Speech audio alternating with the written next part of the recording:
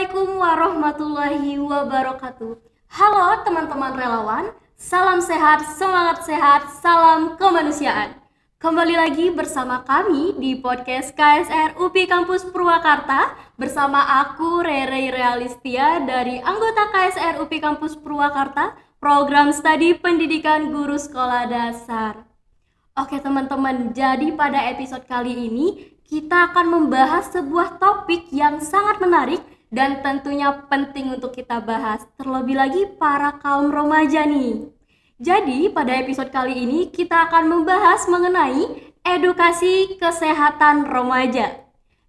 Tapi kali ini aku nggak sendirian loh. Kita kedatangan narasumber yang sangat luar biasa dan Masya Allah cantik sekali. Sudah ada Dr. Iranita dari CMI. Halo Dr. Iranita, bagaimana kabarnya dok? Halo, alhamdulillah baik sekali. Senang sekali saya diundang di sini ya, Dek ya.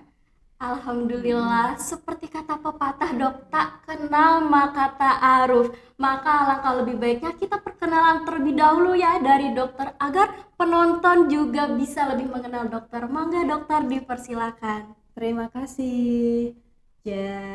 Perkenalkan ya, nama saya Dr. Iranita. Saya dari Klinik Utama CMI di Bandung, yang dimana klinik kita ini Dek, dia menangani penyakit-penyakit seperti kanker, diabetes, jantung, dan juga ginjal. Nah, kalau di CMI sendiri kita mungkin sedikit berbeda dengan klinik-klinik lainnya. Kita ini menggabungkan dua keilmuan barat dan keilmuan timur, yang saat ini mungkin di luar negeri udah sering ya, kayak di Cina, di Singapura. Nah, di Indonesia baru di Bandung di Klinik Utama CMI gitu. Oke, berarti tempatnya ada di Bandung ya dok? Iya, betul. Saya jauh-jauh ke sini untuk memberikan informasi kepada teman-teman semua yang mendengar di sini ya. Wah, suatu kehormatan yang luar biasa dokter bagi kami untuk bisa berbincang bersama dokter. Nah, jadi dok, pada episode kali ini kita akan membahas mengenai edukasi kesehatan remaja. Oke, kita langsung saja dok, kita ngobrol santai-santai aja ya. Santai aja ya. Karena sedikit gugup saya ya. Ya, apalagi saya di dok juga.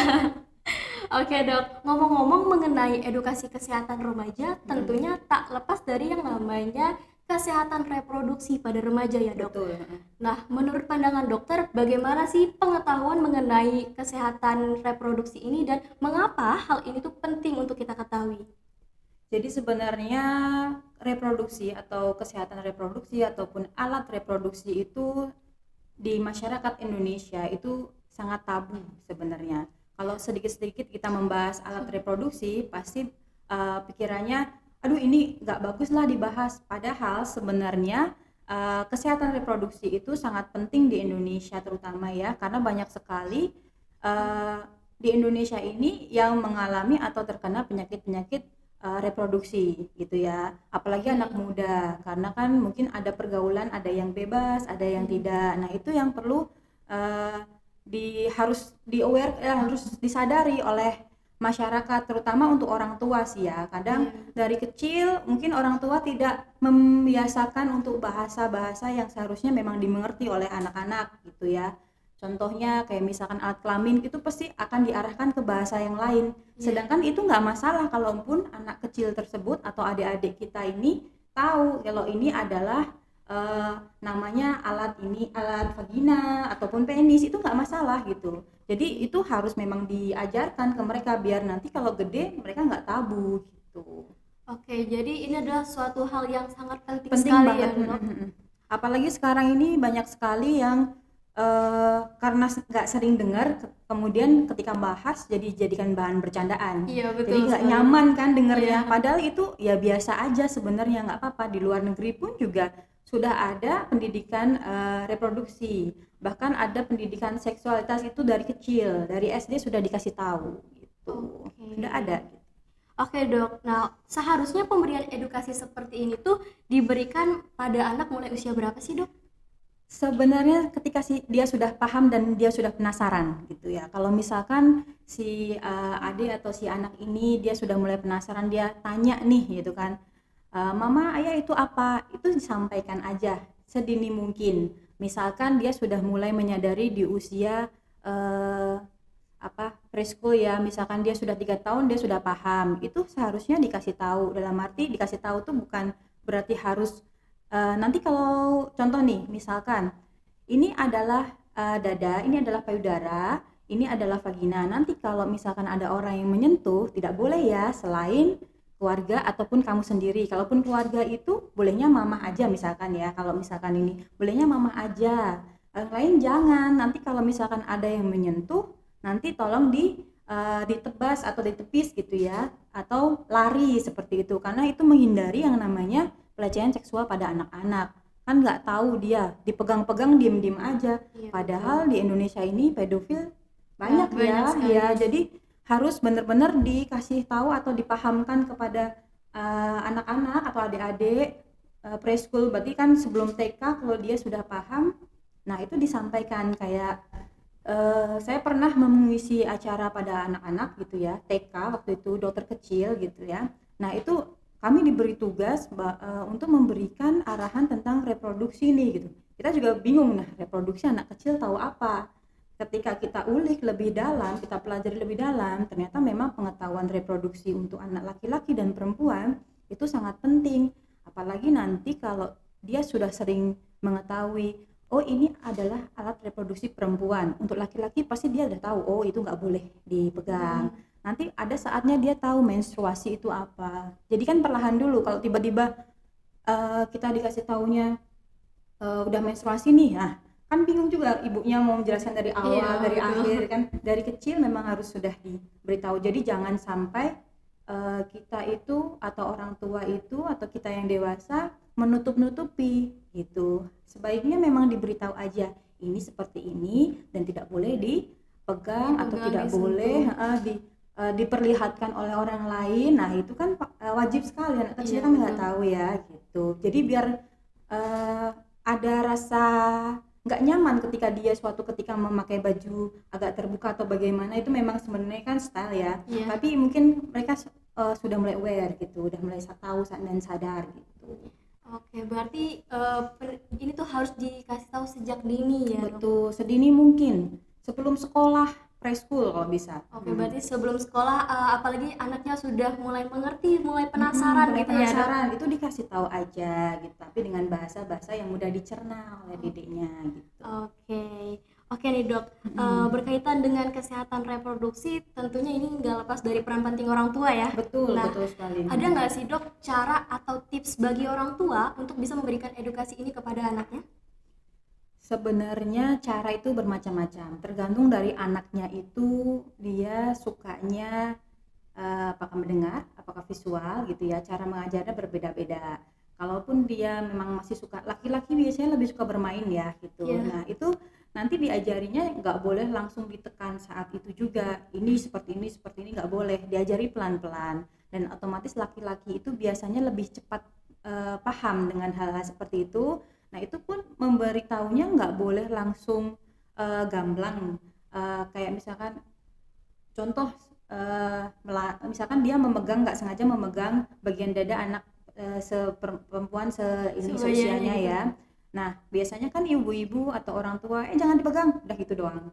Dia jangan Iya. dipegang, nah nggak dikasih tahu maksudnya apa aja, nggak boleh dipegang itu apa, itu diberi alasan gitu. Karena anak kecil itu sebenarnya dia penting sekali diberi alasan, dalam arti jangan dibuang sampahnya di situ, buang sampah balikin lagi, cuman gitu doang dia nggak akan paham. Kecuali kita kasih arahan, dek kalau buang sampah di sini nanti banyak semut, nanti banyak hewan, jadi dia paham maksudnya. Oh berarti buang sampah tuh maksudnya ke sini. Mungkin kita waktu masih kecil suka dilarang doang tapi nggak ngerti kan. Iya, betul sekali, Kemudian tiba-tiba kita melanggar aturan tersebut, baru kena batunya, baru orang tua bilang tuh kan, tahu kan mama udah bilang nggak usah gini. Kan kita nggak ngerti, kecuali kalau diberi alasan yang jelas. Ya misalkan yang tadi saya sampaikan, tidak boleh memegang ini karena ini adalah organ yang sangat dilindungi oleh wanita gitu. Misalkan nggak boleh, kamu harus dihargai.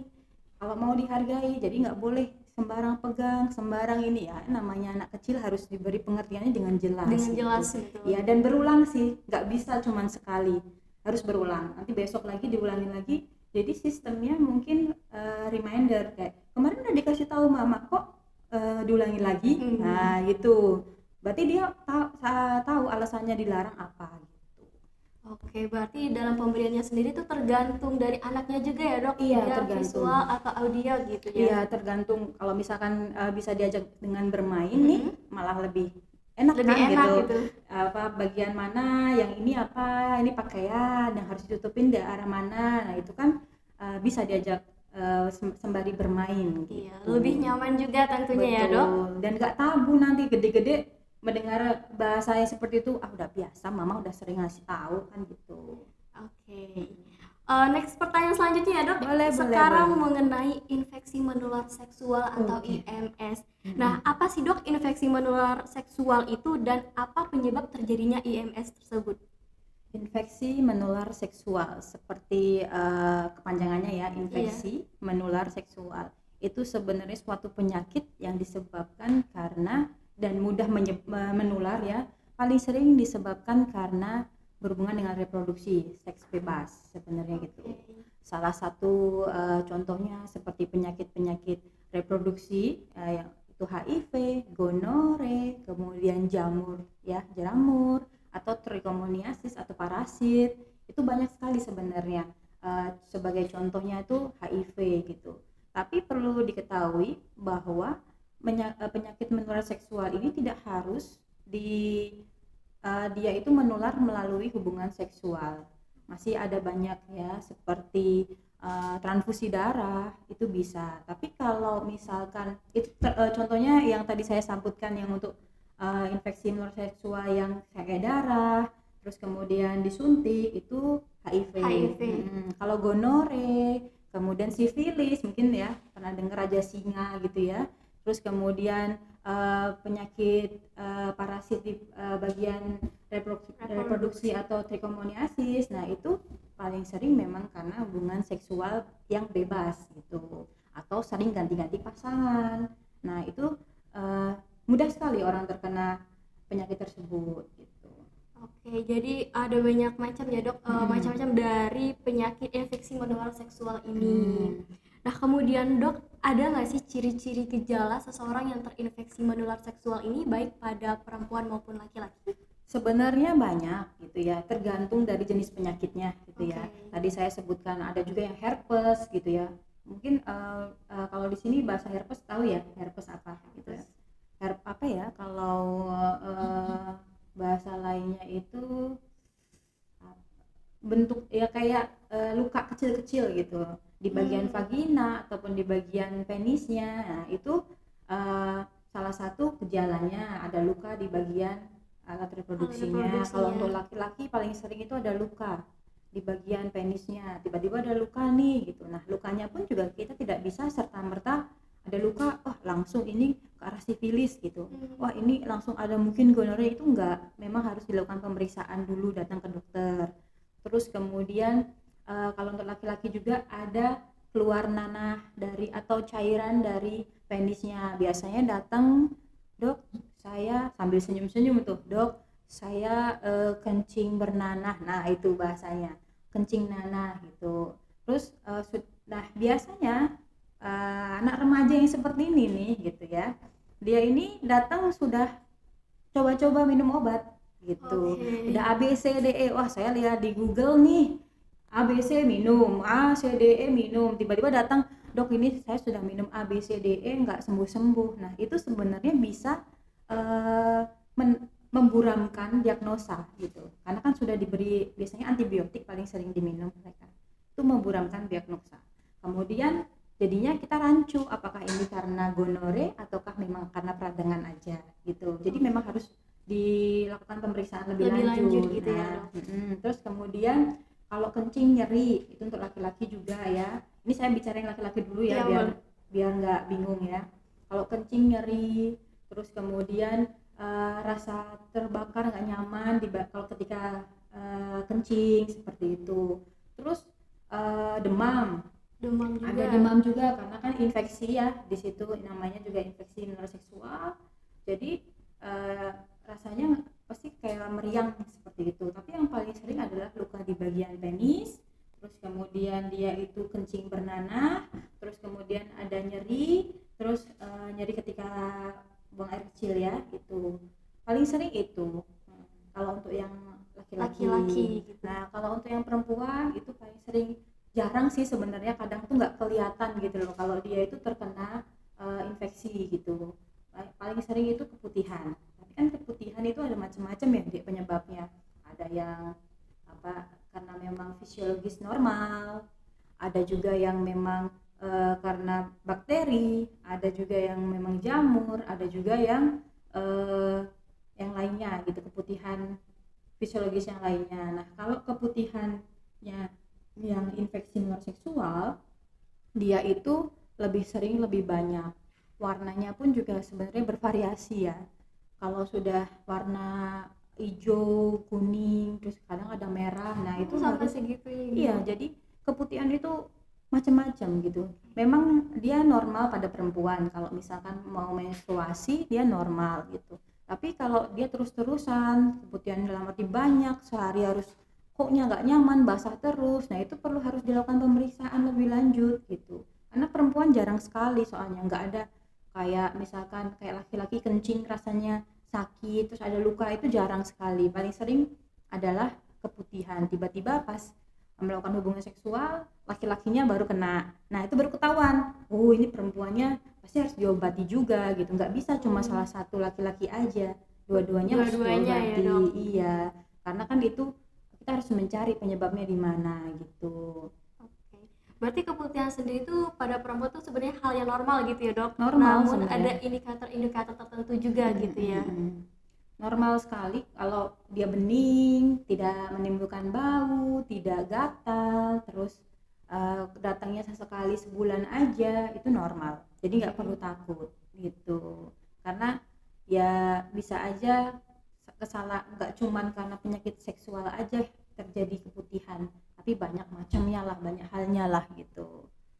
Oke, untuk keputihan sendiri tentunya banyak ya dialami sama wanita-wanita ya, Dok. Dan ini kita mendapatkan informasi baru nih, teman-teman. Ya bener banget, karena keputihan ini banyak sekali dialami oleh perempuan, anak lagi masa-masanya aktif ya, reproduktif ya.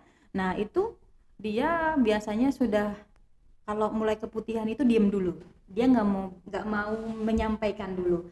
Dirasa keputihannya kok semakin lama semakin banyak, dia diem aja gitu. Harusnya dari situlah harus dilakukan pemeriksaan dengan dokter. Akan ditanyai biasanya warna apa keputihannya, gatal atau tidak.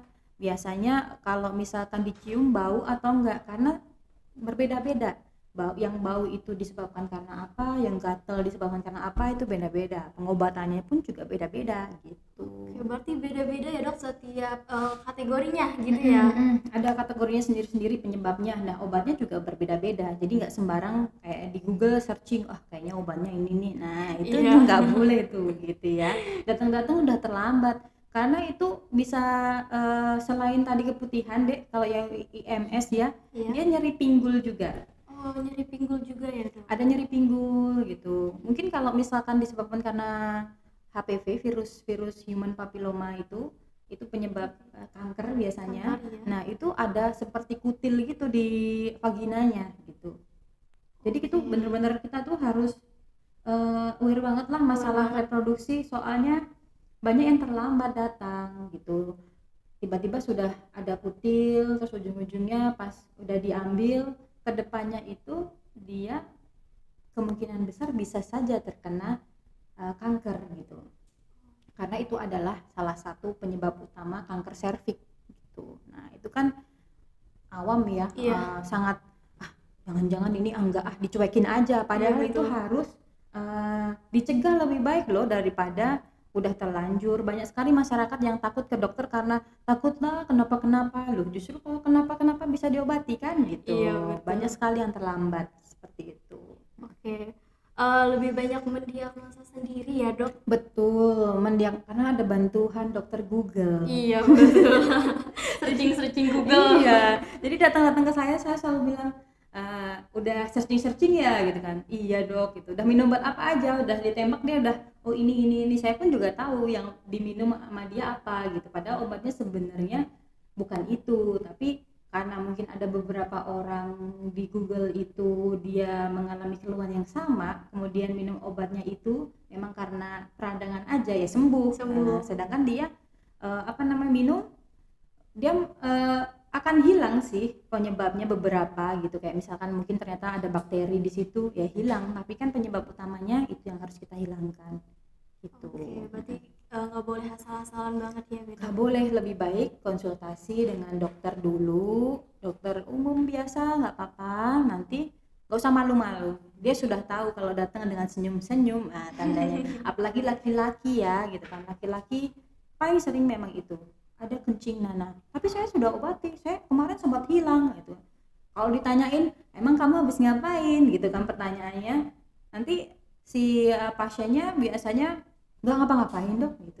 Masa nggak ngapa-ngapain, nggak usah dibohongin gitu kan, kita sudah tahu gitu, baru mereka jujur cerita gitu. Ada juga yang usia-usia sudah menikah juga ada gitu. Jadi benar-benar harus setialah sama pasangan, kalau belum nikah dulu gitu. Iya, Ya. betul sekali. Karena kita juga tidak merekomendasikan bahwa kalau melakukan hubungan seks bebas dengan pemasangan kondom dan lain-lain, saya tidak menyarankan seperti itu, karena bisa aja nggak cuman di menular seksual tuh nggak cuman di alat kelamin, tapi melalui oral juga bisa. Ya, melalui mulut juga bisa, ataupun yang lainnya juga bisa gitu. Jadi harus hati-hati gitu. Oke. Baik dok, ini informasi yang sangat penting sekali teman-teman. Kita next pertanyaan selanjutnya ya dok. Boleh. Nah, apakah penyakit menular seksual ini bisa disembuhkan dok? Bisa sebenarnya ya, bisa saja asalkan tidak terlambat. Segala sesuatu sebenarnya ada obatnya deh ya. Itu mungkin semua orang tahu ya, setiap penyakit itu ada obatnya. Cuman yang orang itu tidak tahu itu ketika sudah berhenti, stop aja di situ, nggak mau cari tahu lagi. Sebenarnya bisa diobati asalkan tidak terlambat, itu yang pertama. Karena kalau terlambat banyak sekali efek sampingnya. Kayak misalkan perempuan nih, dia tidak dilakukan pengobatan dengan tepat, atau pengobatannya setengah-setengah doang, tidak tuntas, maka dia akan menimbulkan efek yang jangka panjang. Kayak misalkan mungkin di dalam vaginanya atau di dalam rahimnya itu ada luka di situ.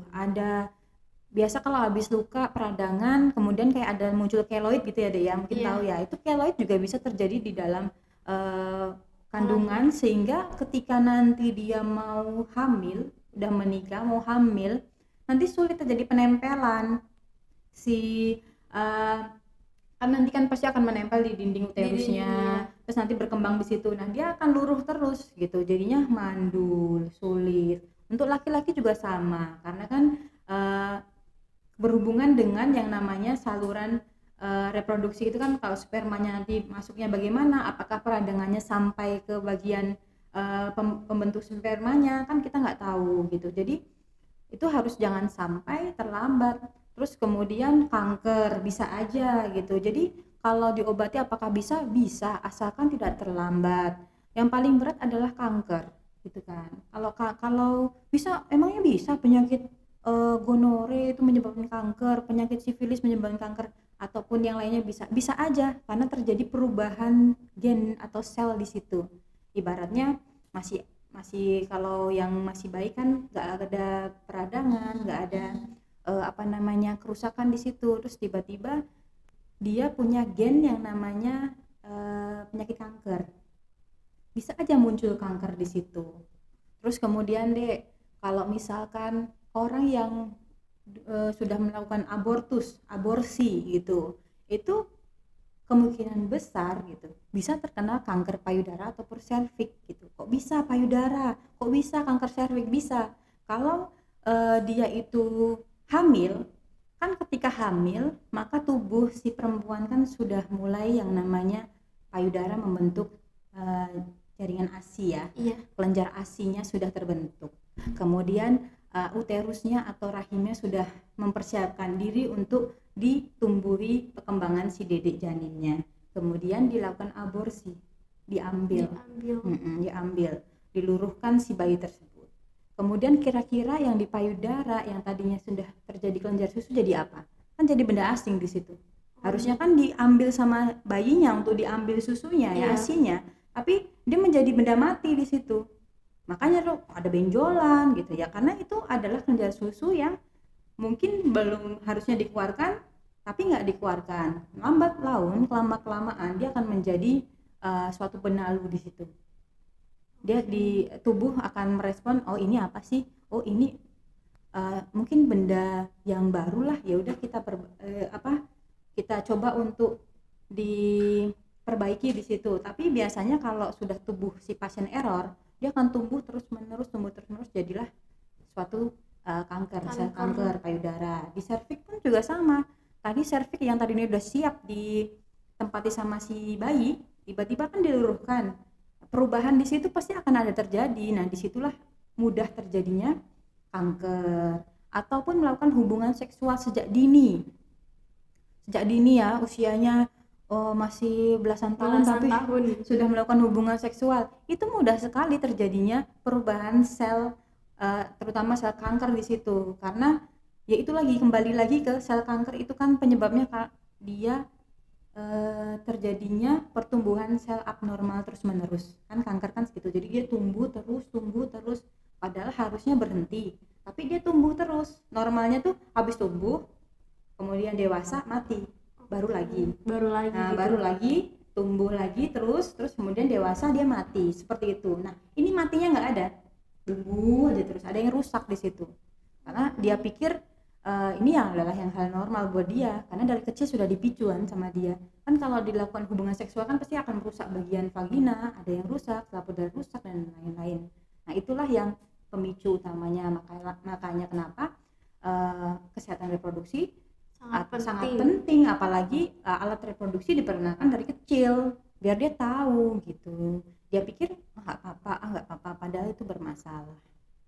Gitu, panjang ya ini ya ceritanya ya, sampai kemana-mana. Tapi memang seperti itu. Jadi apakah bisa sembuh? Bisa, asalkan tidak terjadi komplikasi yang berat gitu. Kalau sudah terjadi komplikasi berat, wallahu alam bisa sembuh, asalkan dengan cara yang tepat gitu.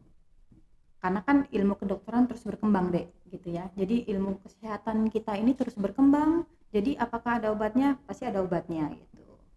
Oke. Nah, ngomong-ngomong tentang obatnya nih dok, selain medis ada nggak sih dok pengobatan lain yang bisa dilakukan? Untuk pengobatan medis sebenarnya, kalau mungkin tadi kan saya menyampaikan bahwa di CMI ada dua keilmuan ya, medis barat dan medis timur. Sebenarnya kalau yang bagian timur ya, pengobatan timur ini tetap aja medis gitu ya. Cuman dia lebih alami, lebih alami, bukan berarti herbal, tapi lebih alam. Kita kimia organik ya, kimia alam. Kalau barat yang saat ini berkembang itu kan kimia buatan, obat-obatan yang diminum itu adalah kimia buatan. Kalau yang dipelajari menurut Ibnu Sina ataupun bapak kedokteran zaman dulu yang awalnya itu ada, itu kimianya kimia alami atau buatan gitu. Bukan buatan, kimia organik gitu, bukan kimia buatan. Jadi tidak merusak tubuh, tidak merusak ginjal terutama ya. Kalau minum obat kan takut nanti kena ginjal gitu ya. Kalau di CMI tidak seperti itu, dan ada sebenarnya obatnya. Kita menggunakan bahan-bahan alami, sebagai contoh seperti ekstrak tinggi sarang walet. Nah, itu kita gunakan asalkan benar, tepat sasaran gitu. Jangan tiba-tiba minum ini minum itu tapi nggak tahu apa permasalahan di tubuhnya gitu. Kan sebenarnya bisa sembuh asalkan kita tahu penyebabnya. Segala sesuatu itu kita bisa sembuh asalkan tahu penyebabnya. Contoh, hal simpel aja, nggak bisa tidur, pakai obat apapun besoknya tetap aja nggak bisa tidur. Dikasih obat, aduh tidur bentar dok, tapi habis itu saya nggak bisa tidur lagi. Itu sebenarnya ada penyebabnya apa? Di bawah alam sadar dia sebenarnya ada permasalahan yang dia singkirkan dan tidak selesaikan, sehingga dia merasa ada yang nggak nyaman, kayak ada yang mengganjal di pikirannya. Jadi itu adalah stresor dia gitu. Dia punya stresor gitu. Sebagai contoh mungkin aduh IPK saya nggak tinggi nih gitu kan, nanti aja lah, gampang, nanti belajar lagi. Tapi dia nggak menyelesaikan permasalahan tersebut, cuman nanti aja. Waktu dia tidur pasti dia akan merasa gelisah karena dia punya stresor di bawah alam bawah pikiran dia. Kecuali kalau itu diselesaikan, diberi solusi untuk dia sendiri, IPK rendah. Kemudian saya harus ngapain? Oh, saya harus belajar membuat mapping, misalkan mapping jam sekian saya harus ngapain. Nah, kalau sudah punya jalan keluar seperti itu, biasanya kemungkinan untuk sulit tidur itu akan berkurang. Pasti dia bisa tidur karena dia sudah merasa nyaman. Oke, saya sudah menemukan jalan keluarnya, solusinya gitu. Karena kalaupun minum obat nggak bisa tidur, pasti itu nggak akan bisa menyelesaikan masalah karena itu bukan penyebabnya gitu kan.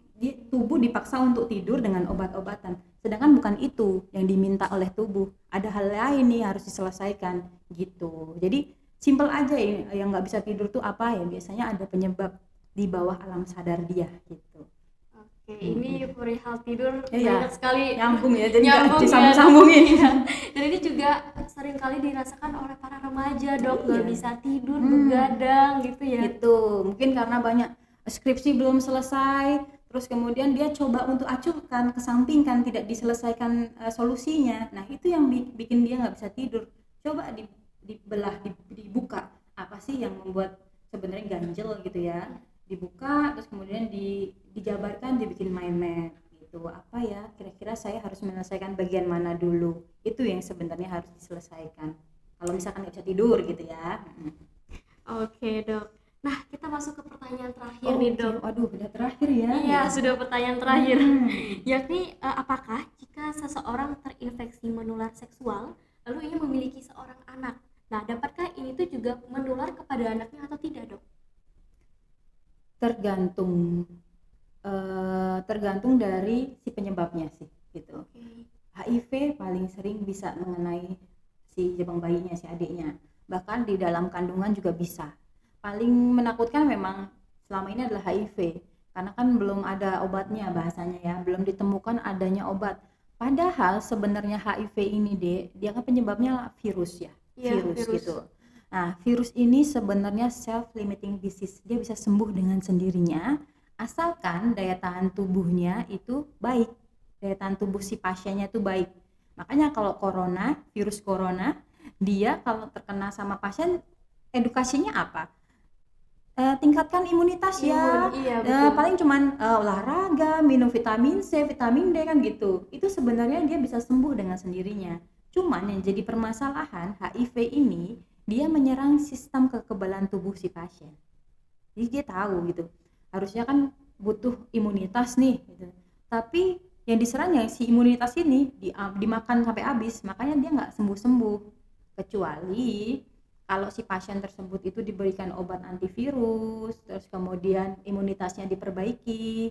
Imunitas itu nggak cuman obat-obatan sama olahraga aja deh, tapi psikologis penting. Psikologis ya, Dok. Betul, dukungan dari keluarga itu penting gitu. Kalau misalkan dia terkena penyakit yang berat, tapi keluarga tidak terlalu mendukung, bingung-bingung tidak memberikan solusi yang baik, tapi bingung-bingung aja, biasanya kondisi pasien cepat menurun drastis. Jadi stres ya, Dok? Stres, karena kan kembali lagi stres ini adalah penyakit yang paling berat tubuh manusia, itu penyebabnya adalah stres gitu. Bahkan nggak bisa tidur juga karena stres sebenarnya. Penyakit berat kayak misalkan yang tadinya saya bilang kayak kanker dan lain-lain, itu juga penyebab utama bisa karena stres. Kenapa bisa seperti itu? Karena ada perubahan hormon di dalam tubuh si pasien ketika dia stres. Ada badai sitokin banyak di situ. Ketika ada hormon yang tidak seimbang, maka dia akan merusak organ-organ lain. Organ lain juga tidak akan seimbang. Disitulah nanti tubuh sih niatnya bagus ya, berusaha untuk gimana nih ini si tubuh lagi stres berat nih, saya harus ngapain. Maksudnya baik, tapi malah bisa memberikan efek yang jelek untuk organ lain gitu. Jadi stres ini makanya harus ada yang namanya healing ya, Dek ya. Healing ya, lagi ngetren ya healing. Lagi ngetren gitu sekali healing. Harus ada manajemen stres. Manajemen stres yang paling mudah dan paling murah, olahraga. Sebenarnya olahraga itu paling mudah dan paling murah. Dan kalaupun pengen lagi patah hati nih, stres ya gitu, ya udah olahraga aja, paling bagus renang. Olahraga renang karena bersentuhan dengan air. Nah, kita kembali lagi nih tadi ya. Apakah bisa keturunannya kena? Yang paling sering itu adalah si HIV. Kalau tidak diberi obat waktu dalam kandungan, ibunya tidak minum obat, biasanya akan menular ke anaknya gitu. Saya pernah kejadian seperti waktu dulu saya praktek juga ada yang ibunya nggak tahu kalau dia terkena gitu, sehingga dia nggak minum obat untuk HIV-nya, antivirusnya nggak diminum karena ibunya juga nggak tahu kalau suaminya terkena HIV gitu. Jadi sakitnya gantian deh, kasihan gitu. Minggu ini si bapak, minggu selanjutnya si ibu, minggu terakhir si adik, balik lagi gitu. Karena dia akan kan karena yang diserang adalah sistem kekebalan tubuh, pilek aja bisa membahayakan nyawa. Kalau HIV seperti itu. Kalau penyakit seperti gonore, sifilis itu biasanya sih kalau misalkan sudah terobati sebelum dia hamil, aman. Tapi kalau pas lagi hamil terkena gitu ya, biasanya itu ke anak ke bayinya itu bisa terjadi cacat, bisa. Sampai kecacatan juga Iya, ya? bisa. Jadi karena ada yang tidak terdistribusi dengan baik ya, gizi dan lain-lain gitu ya, atau bisa jadi karena efek samping, misalkan dia pas sakit minum obat-obatan, efek samping dari obat-obatan bisa menyebabkan kecacatan waktu lahir, bisa jantungnya yang bocor atau kecacatan fisik yang mungkin bibir sumbing dan lain-lain itu bisa aja. Jadi eksternalnya ya dok. Jadi bisa kalau menular atau enggak hanya HIV yang paling sering, tapi kalau untuk yang lainnya efeknya cacat biasanya gitu. Oke, wah terima Banyak kasih ya. banyak dokter atas penjelasannya yang luar biasa. Teman-teman banyak sekali ya ilmu dan juga informasi baru yang kita dapatkan dari perbincangan kali ini. Mulai dari infeksi menular seksual, kemudian kesehatan reproduksi, hingga tadi juga kita sempat membahas mengenai keputihan. Jika dirasa video ini bermanfaat, jangan lupa share sebanyak-banyaknya dan follow Instagram kita yakni @ksnuppwk dan tentunya juga Instagram CMI Hospital karena akan banyak sekali informasi dan juga episode-episode selanjutnya yang tak kalah menarik. Sampai jumpa teman-teman relawan, salam sehat, semangat sehat, salam kemanusiaan. Wassalamualaikum warahmatullahi wabarakatuh.